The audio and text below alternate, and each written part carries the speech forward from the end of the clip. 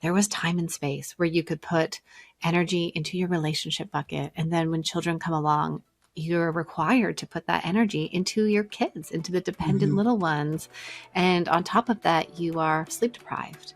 And there are hormonal changes and challenges with our kids.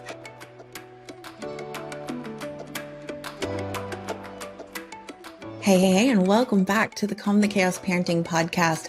I am so thrilled for today's topic because we're going to be talking about partnerships, marriages, relationships, the stuff that can just get in the way of everything. We go into marrying our partner and we have all of these beautiful ideals probably put in our head by Disney and the princesses and princes and rom-com movies.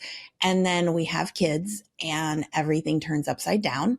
And so I know that this is one of the biggest challenges that many of the people listening to this podcast face, and that is communication with our partners, relationships with our partners, especially if you are navigating challenges with your kids. So that just adds another layer of stress. And I have had the amazing pleasure of becoming good online friends with my guest today. And I just love everything that she puts out into the world around marriages and relationships. And she has a new book that just came out. Our books were coming out almost at the exact same time. So we were going through that process together. And so I'm so excited to welcome Dr. Tracy Dalgalish. So Dr. Tracy, welcome. I'm so excited you're here. I'm so thrilled to be sitting with you, Dana. Thank you so much for inviting me into your space, into your community. And my goodness, we have both connected over what it means to bring forward our work and to see it in the hands of people who need it, which is so cool to be able to take everything that we do and to put it all into one piece. So thank you, Dana, for having me here. Of course, like I said, I think I just so there's some people that we meet in life and I'm like, whether you like it or not, I'm going to be your new bestie. And I just have decided you're that person. I have conversations with you more than you know, because your book is on the nightside table. It takes turns between Greg's side and my side. And when he's in the first chapter, I'm saying, skip the first chapter and get to the good stuff. And then when we've had one of those hard days, I'm thinking, what would Dana do? Oh, well, I keep myself from messaging you more. So now I'm just going to give an open invitation. You can message me anytime you are thinking, what would Dana do? Because I probably need to be messaging you when I'm like, why is this happening in my marriage? Right. But we both deal with relationships, right? And we're both talking about how do we build bonds with people that we love and care about, and these healthy ways of communicating and connecting and being able to understand who is this person with us. Yeah. So before we dive too deep, for people who don't know who you are, now your Instagram is amazing. I absolutely love the reels you do and the content you share over there. But if someone has not had a chance to see your work yet, can you share a little bit about who you are and then why you're so passionate about helping, relationships and marriages? I'm a psychologist and couples therapist. I'm in Ottawa, Canada, and I stumbled across attachment theory in couples in my third year of undergrad, and then I've never looked back in terms of trying to understand who we are, the messages we learn growing up, how we reenact these unmet needs from childhood with our partners. I went on to do my PhD at the University of Ottawa and studied emotionally focused couples therapy. So truly, I have spent so many years listening to therapy tapes, working with couples, and trying to understand what is it that creates this sense of disconnection that so many of us experience. And I think it's so important for us to even start out and say, the books, the social media post that everybody looks happy, and our minds want to fill in the story that others don't have the struggles that we have. And it was one of the reasons behind writing my book. I didn't sign up for this, was because the everyday stories of couples who struggle just were not out there. So the other parts of my identity are a business owner. I own the mental health clinic here in Ottawa called Integrated Wellness. We are a group of therapists that see people for mental health conditions, wanting to live a meaningful life, make changes in their life, and then also be connected digital. And that is my online digital space where people all over the world in the comfort of their own home can learn the skills and the tools that I teach people every single day in my therapy room. And the one last piece is I'm a mom to two kids. I like to tell myself that balance does not exist. And it is about, actually, my husband framed it this the other day, and I really liked it. It's not work life balance, it's work life boundaries, Mm, and trying to find what it means to be present with my kids and have energy with them at the end of the day while also doing the things that fill me up. hmm. Yeah, absolutely. I always describe it as a pulley system, Mm, because when you pull down on work or you pull down on the thing that lights you up, you're inevitably going to pull up on family. And when you pull down on family, you're inevitably going to have to pull up on the mm, work or the other things in your life. And so I also agree that balance is not achievable. It's more like an mm-mm. equilibrium of like, these things are going to be going on in my life, but not all at the same time. And that's okay. So, And who, what are you choosing each moment? I right. think this was my mother-in-law who actually said, like, you don't get to choose yourself, your husband and kids, and the clean kitchen ev each time. You have to choose one, and the others will shift and fade. And so which one are you going to choose? And truthfully, Dana, Mhm. sometimes I'm choosing that clean kitchen because it feels good to be in there on my own and scrubbing things down. And then other times I want to choose connection with my Yeah. husband at the end of the day, or I want to be with my children and connect with them. And it's, Yeah. all of that coming back to our values. That's where And you and I are different. I would never choose the clean kitchen. I'm like, no, I'm out. like, I I'm getting better at begrudgingly walking do away that. from it. I do choose like the clean desk where I work or the clean Mm, living room where I sit with my kids. I do need that like space to be cleaned off, but I am not a kitchen scrubber. I'm not a deep cleaner when it comes to that. Like it's just, that's my executive functioning ADHD brain. So, but. All right. So let's dive into, first and foremost, like what are some of the biggest challenges? I mean, you've worked with a lot of partnerships, a lot of relationships. And so, and I know in your book, you walk through four couples and what they go through. What are some of those like most common challenges, especially with parents, and that they have with their partners?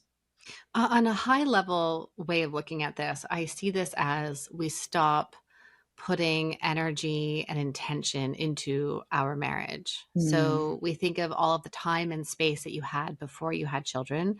So for many people, they experience this sense of ability to connect, mhm, or issues had time and space to breathe. And so you could come back and work through them.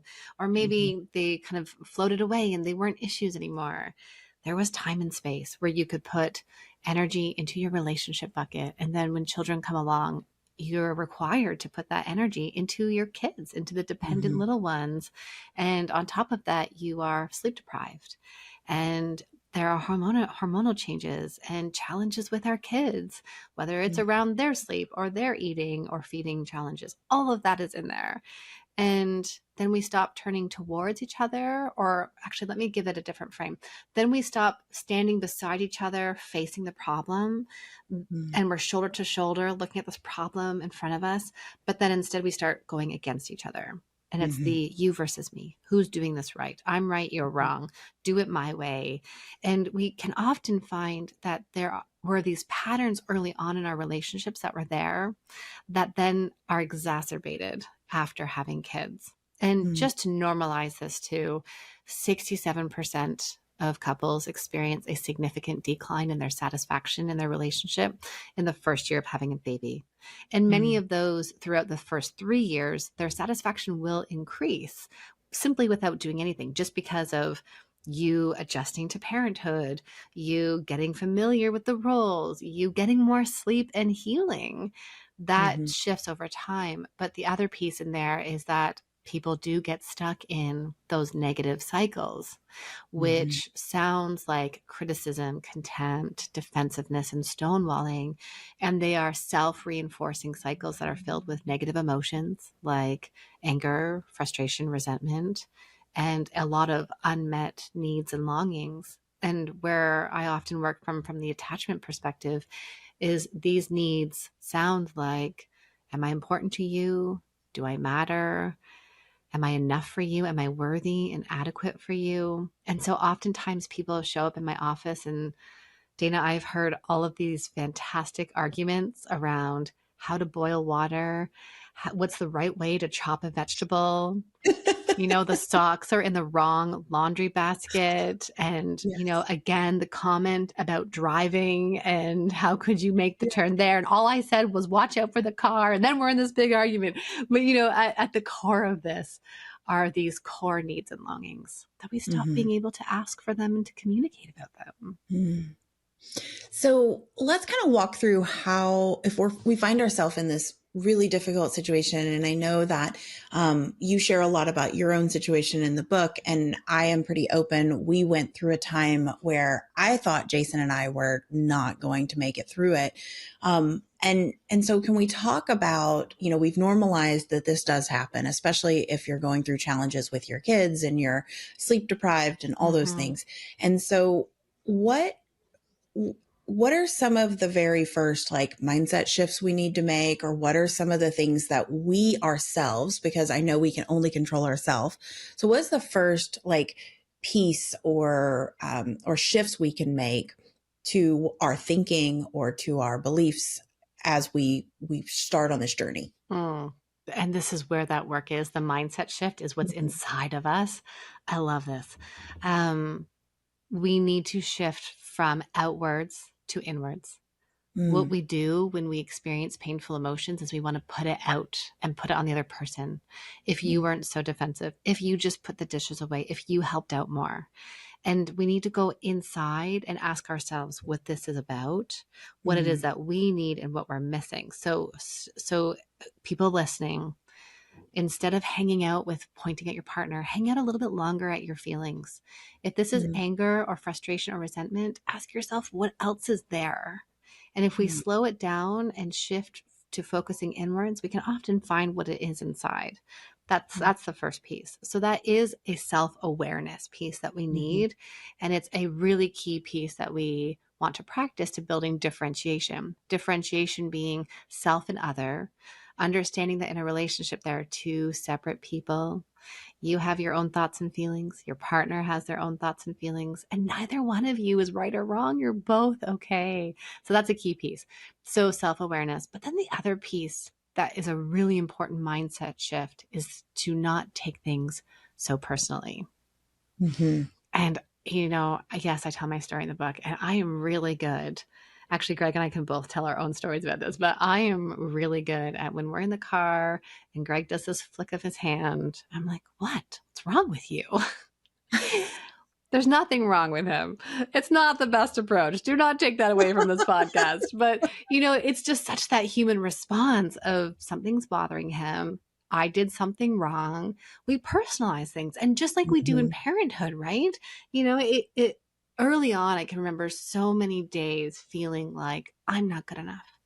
Mm-hmm. One kid's running down the hall, slamming the door, and immediately it's so personal about me. And I know you teach people how to step out of this. Yeah, It's I'm not about actually you. like drinking from the mug with the, Yeah, tell me what. yeah. So I've got the "It's Not About You" mug, Right. So which that's is that that's my whole idea. bookmark. That's my Oh, bookmark that's in so one of funny. my books, one of your stickers, because I loved it. And actually, I should tell you, Dana, my son took the poster that you sent with the book, Yeah, and Greg and I were reading through it, and I left it on the table one day, and he saw it, and so he took it to his room. I and love And that. there's only one statement on there that's really more about parent, of being like, Yeah. I am the parent here or something. But all of the other ones, I think, just resonate so deeply with Oh, him. I love that. But yeah, That's so funny. it really is stepping out of that narrative of what we've been given growing up, which is it's about us. Mm-hmm. And it's not. It's Mm-hmm. not. 9 out of 10 times, it's not about us. And this example of, you go to your partner and you say, I'm really overwhelmed and I really need you to help out a little bit more around the house. We won't go into the no, we don't want to use help. And that's a whole Yeah. other conversation around mental load things. But, this is how you approach your partner. And your partner says, so what? Like, I'm not doing enough around here. Don't you see everything that I'm doing? Instantly, that partner has spiraled into shame. And it is Hmm. about them and it's about their lovability and their enoughness and their adequacy. And all you said was, I wanted more help. And so that mindset shift really is about building this filter of being able to say, my partner experiences things differently than me. They're Mm. separate from me. And I can then choose how I'm going to respond to that so that we can Yeah. build connection. I love that. All right. When that feeds right into the next piece is you already talked about how we can lose that connection piece because we lose the time. And I was just talking to someone, a friend of mine's going to Costa Rica soon. And I was like, I was having this like almost like this visceral reaction of grieving because I remember my husband and I, before we were husband and wife, we went to Costa Rica and it was the most Mm. lovely trip ever. And we were able to do that because my first husband would take the two older kids for a week or for a weekend. And so we would have just alone couple time before we had our third kid. And I was like, man, that would be nice. Can someone just come and take my kids? And so when we don't have that ability to just leave and go and, take a week in Costa Rica, like, Mm. and we're in this place where there's resentment and anger and frustration. How do we start to rebuild that connection when we're in that really rough place? Yeah, and I think that is such a place that we get stuck in because what the logical part of our brains do is it says, let's talk. Let's Mhm. talk and work through this. Okay, and what happens when you talk and try to work through it? You get more dysregulated. And the more Mhm. dysregulated, the more you up the ante, the more anger, frustration, and blame comes out, defensiveness, and the way you go into your cycle. For people listening, I do have a free quiz that helps you to identify that cycle. It's not a diagnostic tool in any way. It's a fun tool to see what's our negative cycle that we get stuck in. So that's on my website. But this piece here is that so if we can't talk and talk and talk, then we say we'll wait until the Costa Rica trip. And that's not doable either, because if you're going to wait for a trip before you water your plant, the plant is going to wilt and wither Mhm. away. So we need to find those small things frequently. And gosh, our brains are so good at doing the all or nothing. If I can't go on the trip, then we don't have any time to do anything. For people listening, I have a very hard truth, and that is that you have time. We Mhm. have the time. We often choose the easy road to sit on our phone at the end of the day, or we're distracted by our phone 10 times when Mhm. we could have just put it away and sat with our partners for 10 minutes and turned towards them.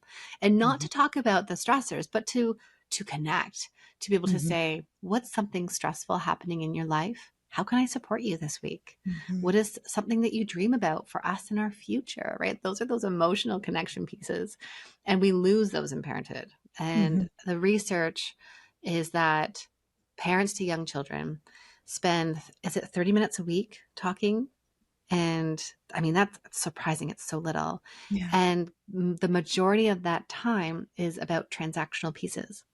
Where are the Mhm. splash pans? Are you doing lunches? I'm doing drop off. Where are you then? Right? That's not connection. Mhm.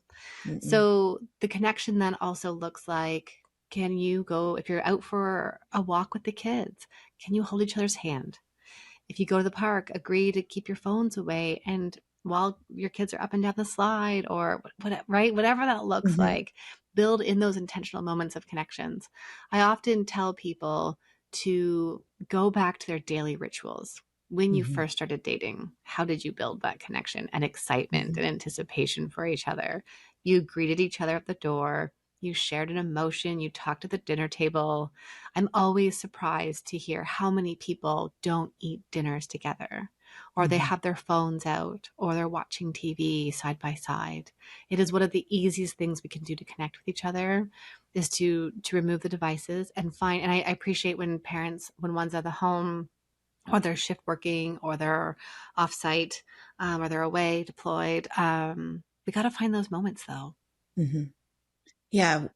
Recently, I've been getting text messages from my husband. And so just last night, I got one and it actually kind of surprised me. And it just it was like, thank you for being you. I love you. Have a good night. And, he easily could have said that to me in person, but it was really sweet. And it's something that maybe we would have done years ago when we were dating. And so I love that reminder to go back to these really, really small things and Mm, finding those small moments.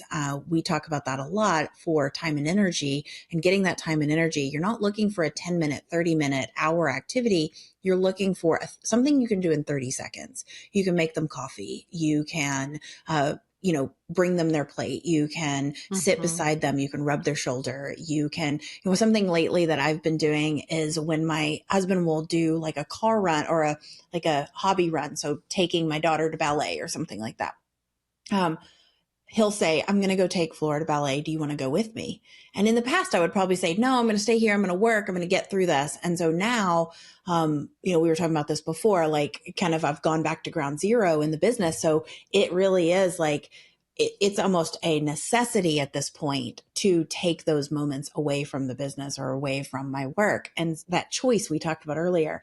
And so I'll say, yeah, I'm going to go with you. And I put everything down. I typically don't even take my phone and we just ride to ballet together. And then that means we're coming home in the car by ourselves with no child in the car. And it's only a 10-minute ride, but mm, it is something that adds that little tiny daily connection. I always tell parents, connect as a human first, not as a parent first or about the right. challenge first. So I love that you're sharing those exact same reminders. It's such an easy thing for us to do, and yet we get sucked up into the stressors of every Hmm. day. The other things become more important, whether it's our Hmm. business or completing the pile of laundry or getting through all the dishes. There will always be those things, Hmm. always. And we get to choose what we need in a moment, right? And Hmm. sometimes I like to normalize this for parents. Sometimes you will choose the dishes, and that's Yes. okay. There's no shame or blame here. Yeah. But then the other piece is that, choose your partner. Hmm. Choose. I ran a roommate challenge recently. So many people feel like roommates. It's Hmm. so difficult. And people were sharing, we decided to sit on the same side of the couch. And it felt really awkward and strange. And then it felt good. And we can't believe we haven't been doing it. Right. And then someone else had said, when we go back to our dating days, we were in such a small apartment with one piece of furniture. We had to snuggle Yeah. versus now we have two couches and we sit on different couches in the opposite ends of the room. And right. It's like these micro moments of how do we Yeah. actually feel close? And in order to do that, I think a lot of that too also requires the willingness to look after ourselves. Hmm. And, for myself to be able to give to my husband with running businesses as Hmm. well, it means I get out of bed a little bit earlier. It means I'm Hmm. reading on my own. I'm doing even if it's not a full workout, it's a 10-minute yoga stretch to connect with Hmm. my mind and body. Every Monday night, we're getting better at this as parents. And this has been a needed part that we should have been doing earlier is Monday nights are my night. So I go and do Yeah. something. I'm watercolor painting right now, which I I love love. that. Or I found an adult dance class as well that I've joined. And then on Wednesday night, he goes and does his thing. And we try really Hmm. hard to keep ourselves committed to that with flexibility, of course, but because we've got to give to ourselves before we can Hmm. then give to each other. That's really powerful. So if we're in this situation where we feel like we can't really talk to our partner, where we feel like, or maybe we make these bids for connection and they're turned away, is there anything that we need to understand before we jump into like solutions and strategies and ways forward? Is there any of the science or anything that like just helps us move forward and have a deeper understanding of what's really happening that you would want people to know? You didn't get here overnight. I think that's one of the Mm, biggest things that people forget. And so, because you've chosen this one day and one time on whatever X date at 5 p.m. to say to your partner, I really appreciate this about you, expect them to be thrown off. hmm. Expect them to grunt back in the way that they might have before, or expect nothing, right? Expect Hmm. it to be in that hard place. Um, Sometimes we need to have meta conversations about the state of our relationship. So, not necessarily talking about how we're going to solve a problem, but actually talking about us feeling really stuck.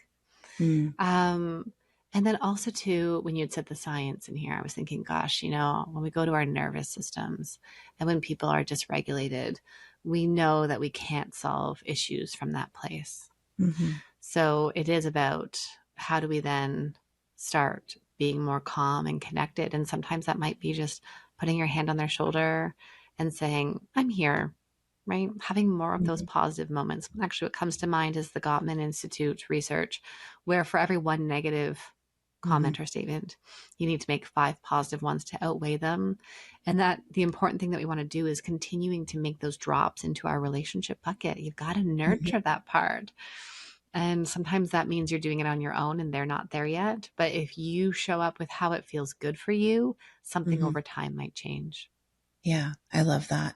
And so what are some tools or some strategies to start towards creating some change in the way you guys are communicating or the way that you're solving problems, especially if it's around parenthood? Like, Mm, a lot of the things that I hear from parents is, you know, well, I hear two things. I hear my partner's not on board, right, with this way of parenting and parenting from a place of connection and compassion. They want to do it their way. And so that's one thing I hear. But when I go to ask them, okay, can you have conversations about anything? A lot of times they'll say no, like all we do is argue, or, he has his way, I have my way, and we never the two shall meet. What would you say are like some of the stepping stones or the blocks to creating a more cohesive relationship or solving these problems together?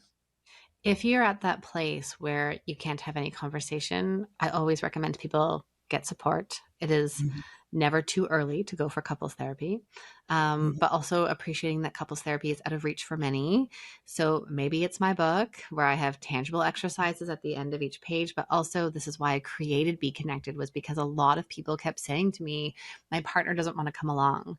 And so I mhm, created these lessons and guides, 12 core lessons and guides. There's a library of all kinds of specific challenges in there so that you can do this at home. And mhm, you can do it with your partner if they're on board, but if they're not, you do it and you start building this awareness of what's happening in your relationship, because we mhm, know one thing to be true. If you don't seek help, nothing changes. And a lot of mhm, people wait too long. And the longer you wait, the longer it will take to make changes. So I'm mhm, gonna leave that out there. But then the other piece here is we need to start rather by stopping the negative cycle that starts to spiral. So being able to label this, you're going to, when a conversation starts to escalate or your partner walks away from you, you being able to say, okay, this is our cycle. This is not either one of us is being the bad people here. We're stuck. We are on the same team and we want to solve this cycle together. And the best thing we can do is to stop it and to pause it. And mhm, I often use my hand. Okay, I'm going to stop us right here. Hang on. This is big.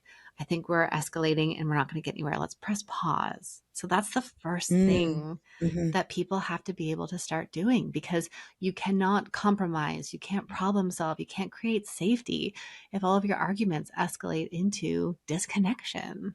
mhm, And so from there, then we're not focusing on sexual intimacy. We might not even be focusing on deepening emotional intimacy, but what are the experiences that you can have that are going to start feeling good for you?